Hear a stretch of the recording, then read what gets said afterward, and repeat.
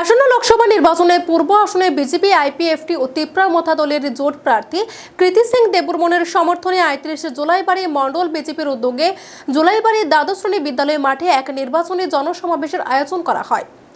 মঙ্গলবার আয়োজিত এই সমাবেশে প্রধান বক্তা হিসেবে উপস্থিত ছিলেন মুখ্যমন্ত্রী ডক্টর মানিক সাহা।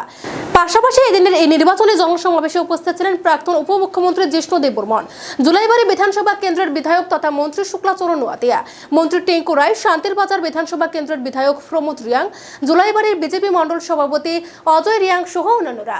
অনুষ্ঠানে সভাপতিত্ব করেন মণ্ডল সভাপতি অজয় রিয়াং।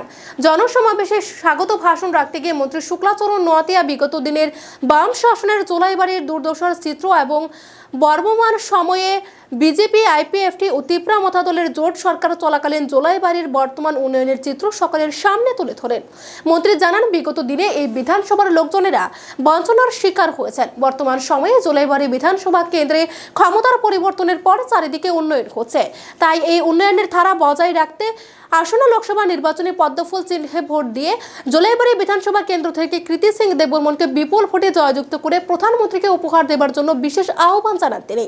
এদিন এ জনসমাবেশে বক্তব্য রাখতে গিয়ে প্রধান বক্তা তথা মুখ্যমন্ত্রী ডক্টর মানিক সাহা প্রধানমন্ত্রী নরেন্দ্র মোদী ত্রিপুরা রাজ্যের উন্নয়নের প্রকল্পে কি কর্মসূচি হাতে নিয়েছে এবং কি কর্মসূচি বাস্তবায়িত করেছে তা নিয়ে বিস্তারিত আলোচনা করেছেন।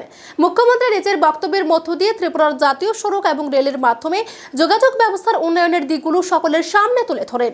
ত্রিপুরা রাজ্যের সার্বিক উন্নয়নে আসন্ন লোকসভা নির্বাচনে বিজেপি আইপিএফটি ও তিপ্রা মথা দলের জোট প্রার্থীকে বিপুল ভোটে জয়ী করার জন্য বিশেষ আহ্বান করেছেন মুখ্যমন্ত্রী। মণ্ডল সভাপতি অজয় রিয়াং এর বক্তব্যের পর এই নির্বাচনী জনসমাবেশের সমাপ্তি হয়। যে চলে আসছে করে কংগ্রেস এবং সিপিএম ওরা দুজনে মিলে যে অশুভ যে জোট তারা 2023-এ করেছিল, আমরা সবাই জানি। সেখানে একটা চেষ্টা চালিয়েছিল মানুষের মধ্যে একটা বিভ্রান্তির একটা সৃষ্টি করে, ধোঁয়াশা সৃষ্টি করে যে এইবার বুঝি ওরা চলেই আসবে। কিন্তু সেখানেও আমরা দেখেছি আমাদের যশস্বী প্রধানমন্ত্রী নরেন্দ্র মোদীজির কারণে আবার ভারতীয় জনতা পার্টি 2023-এ এখানে আবার প্রতিষ্ঠিত হয়েছে।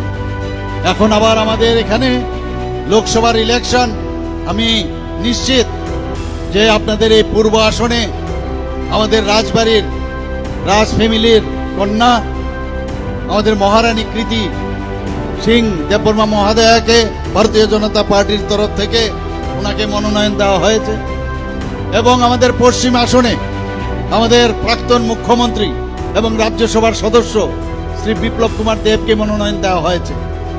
আমি যেটা বলার চেষ্টা করেছি, আমি নিশ্চিত যে আগামী দিনও এই দুটো আসনে আমরা নিশ্চিতভাবে আমরা জয়ী হব এবং এই দুটো আসন আমরা মাননীয় প্রধানমন্ত্রীজিকে 2019-এর মতো আবার উনাকে আমরা যেটা আগেও আমরা করেছিলাম 2019-এ সেই কাজটা আমরা করব, উনাকে পুরস্কার স্বরূপ আমরা সেটা দেব।